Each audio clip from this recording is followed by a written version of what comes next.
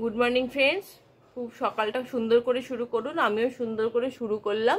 তো আজকে সকালে যেহেতু চা খাবো না, আজকে শীতলা পুজো, কালকেই আপনাদের বলেছিলাম, তাই জন্য আজকে শীতলা পুজোর জন্য চা খাবো না বলে, আর ছেলেরও ছানা করতে হবে না, তাই রান্নার কোনোই চাপ নেই, আজকে গ্যাস জ্বালানো হবে না।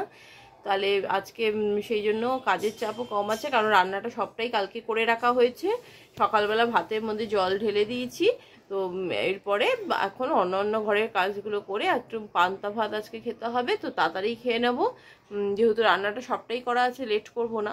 আর অন্য বিশেষ কিছু খাওয়া যাবে না, এমনি চিড়ে খাওয়া যেতে পারে ঠান্ডা এমনি। আর রান্নার মধ্যে রয়েছে ঢেঁড়স ভাজা, বড়া আর আলু পোস্ত, এগুলো দিয়েই খাবো পান্তা ভাত।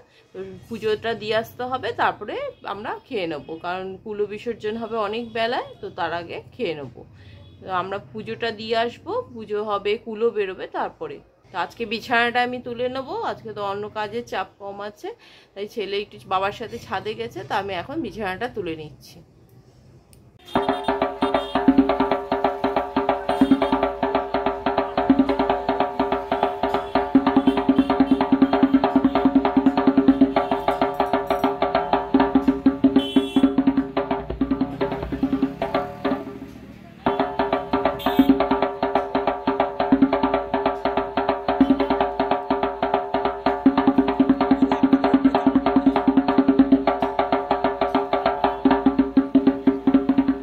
এটাই আমাদের পাড়ার শীতলা পুজো, এখানে মালা পরানো হচ্ছে, ঠাকুরের রেডি হচ্ছে, পুজো শুরু হবে।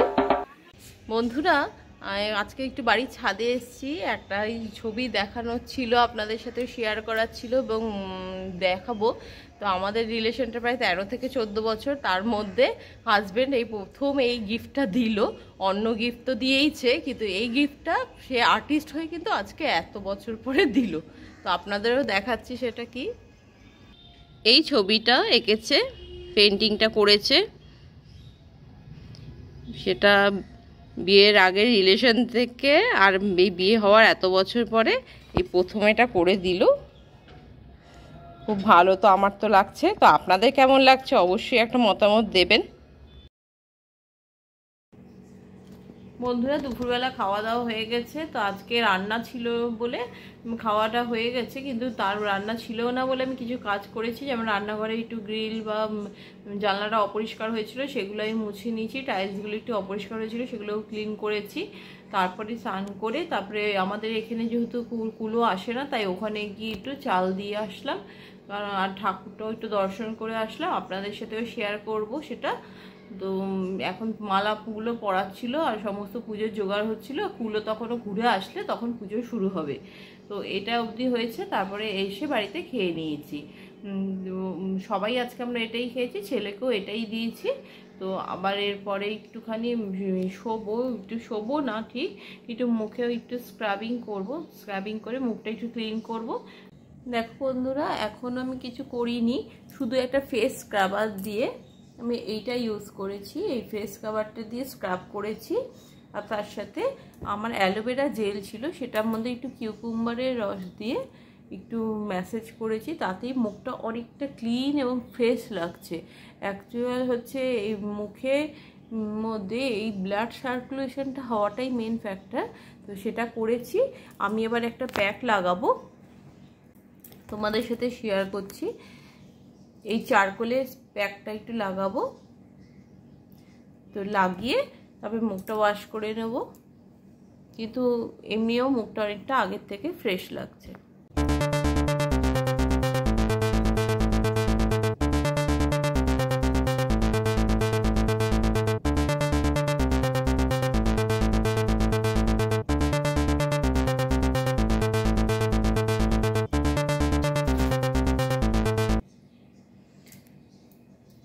চারকোল প্যাকটা লাগিয়ে নিয়েছি, এটা মেখে কিছুক্ষণ ওয়েট করব, তারপরে ওয়াশ করে নেব, তারপরে তোমাদের ফিডব্যাক দিচ্ছি।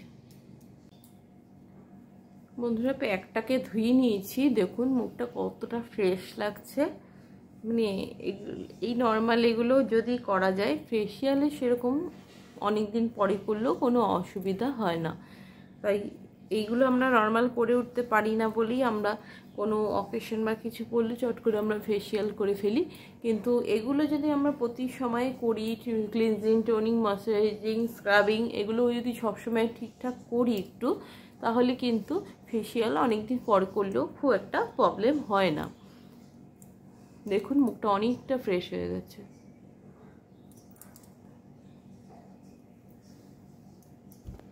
আমরা এখানে এসেছিলাম আমার ছেলের ফ্রেন্ডের একটা বার্থডে আছে টুইসডেতে, তো সেই জন্যই এখানে এসেছিলাম। তো এসে গিফট কিনেছি, তারপর আরও একটা কিছু কেনার ছিল বলে হাজব্যান্ড দোকানে গেছে, আমি ছেলেকে নিয়ে একটু এখানটা দাঁড়িয়ে রয়েছি। দোকানে যাইনি, চলে এসছে। ও হাজব্যান্ড তো বলছে যায়নি, হয়ে গেছে কাজ, ও চলে এসছে।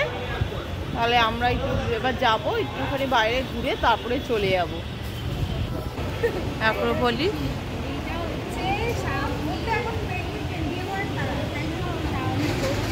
অবশ্য সন্ধ্যাবেলায় একটু কসবা নিউ মার্কেটে ওখানে গেছিলাম, কটা গিফট আইটেম কেনার ছিল সেই জন্যই গেছিলাম। তো যখন গেলাম তাই জন্য একটু ছেলের জন্য একটা টিফিন বক্স কিনে নিয়েছি, আর একটা ম্যাজিক বোর্ড কিনেছি। আর কি কি কিনেছি আপনাদের দেখাচ্ছি। এই যে একটা ছেলের জন্য বল কেনা হয়েছে, ও যখনই বল বা গাড়ি দেখবে সেগুলোই বায়না করতে থাকে, এটা কিনে দেওয়া হয়েছে। আর ও ম্যাজিক ট্যাবলেট একটা কিনে দেওয়া হয়েছে, আগে একটা ছিল সেটা খারাপ হয়ে গেছে, তো এটা আবার কিনে দেওয়া হয়েছে। ও নিজেই মনে করেছে আমার ওটা খারাপ হয়ে গেছে, ওটা আবার কিনে দিতে হবে, সেটা কিনে দেওয়া হলো। আর কিনে নিয়েছি ওর টিফিন বক্সটা, ওর পিঙ্ক কালার সবসময় বলে ফেভারিট, তো এবার পিঙ্ক পেয়ে গেছি তাই জন্য কিনে দিয়েছি।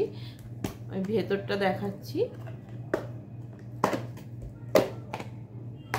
এই দেখুন। আর একটা ছোট বক্স আছে, একটা স্পুন, একটা ফোক আছে। তো এই বক্সটা আর একটু বড় সাইজের ছিল, সেটা কিনিনি, কেন অত বড় সাইজটা কিনলে ওর তো সামান্য অল্পই টিফিন নেয়, তার ওর জন্য এটা অনেক বড় হয়ে যাবে, তো এইটাই কিনে দেওয়া হয়েছে। আর গিফট আইটেমগুলো তো প্যাকিং করা হয়ে গেছে, ওটা আর দেখাতে পারলাম না, ওটা অলরেডি প্যাকড করা হয়ে গেছে। আর ফেরার সময় আমরা সকালে যে পুজো দিয়েছিলাম সেই প্রসাদটাও নিয়ে চলে এসেছি, এগুলোই আমরা নিয়ে চলে এসেছি। এসে আমরা আজকে সাধারণত গরম ভাত করি না, রান্না করি না, তো যেহেতু ও ছোট তাই জন্য সেই কালকের ভাতটা এখন আর রাত্রে দিলাম না, এখন একটু গরম ভাত ওকে ডাল আলু দিয়ে একটু মাখনা দিয়ে করে দিয়েছি ঘি দিয়ে, তাহলে ওটা সেটা খেয়ে নিয়েছে। আর আমরা এখন খেয়ে নেব, তো আমাদের ওই ভাত আছে সেটাই আমরা খেয়ে নেবো। আমরা সাধারণত আজকে আর গরম খাই না, তো এরপরে খেয়ে নিয়ে আবার কথা বলছি। বন্ধুরা খাওয়া দাওয়া হয়ে গেছে, তো খাওয়া দাওয়ার পরে চিকুর স্কুলের মানডে এবং টুইসডেতে কী কী নিতে হবে তার একটা লিস্ট দিয়েছিল, সেগুলো মিলিয়ে জিনিসগুলোকে অ্যারেঞ্জ করে রাখলাম।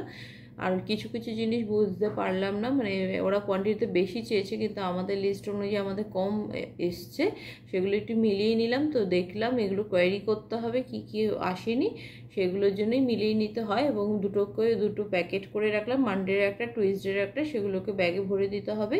সেগুলো মেলাবার জন্য অনেকটা সময় গেল, তাই জন্য আমি এখন নিয়ে এলাম ব্লগটা। তো আজকের মতো ব্লগটা এখানেই শেষ করছি, কালকে আসবো আবার একটা নতুন ব্লগ নিয়ে। Good night.